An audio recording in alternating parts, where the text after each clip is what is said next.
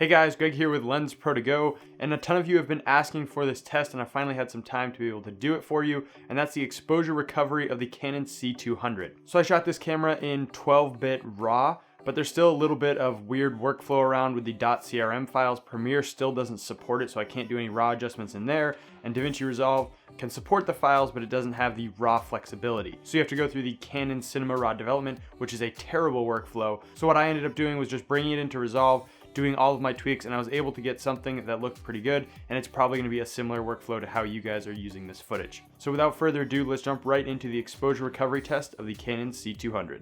So here we are with our correct or proper exposure. Our camera is set up to 800 ISO at an f8.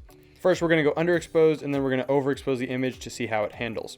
Here we have one stop underexposed. On the left, you see the actual shot. On the right, you see the recovered shot, or how we've brought it back in post. And already you can start to see a little bit of noise. This is definitely usable and can definitely be cleaned up with some software. Going down another stop, we're going down to an f8, 0.6 NDs. We're 2 stops underexposed. And here we're starting to get quite a bit of noise.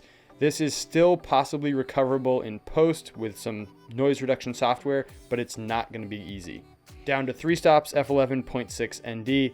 This is pretty much unusable in most cases, unless you're shooting a real grungy documentary style shoot.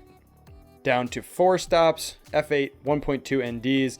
This is unusable, only 4 stops under, not super great for this camera. Going down again, we're at 5 stops, just a crazy amount of noise, and you're even starting to see some horizontal banding in there as well.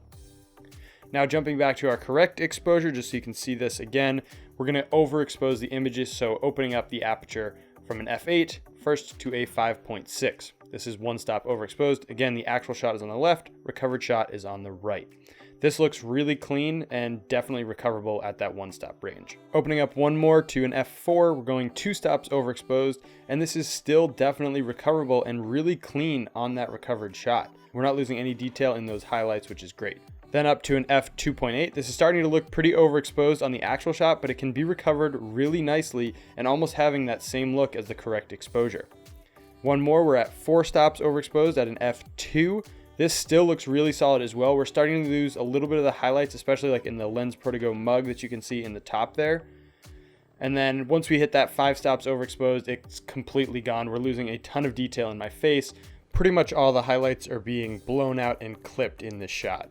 So I would say that this camera is definitely recoverable up to that 4 stops overexposed range. I hope you guys enjoyed this exposure recovery test of the Canon C200. If there are any other cameras you want me to test out, make sure to put them in the comments below. And let me know what you think about the exposure recovery of the Canon C200 and how far you would push this footage. If you guys like this video and want to see more just like it, make sure to hit that like button, subscribe for new videos every single week, and I'll see you in the next one.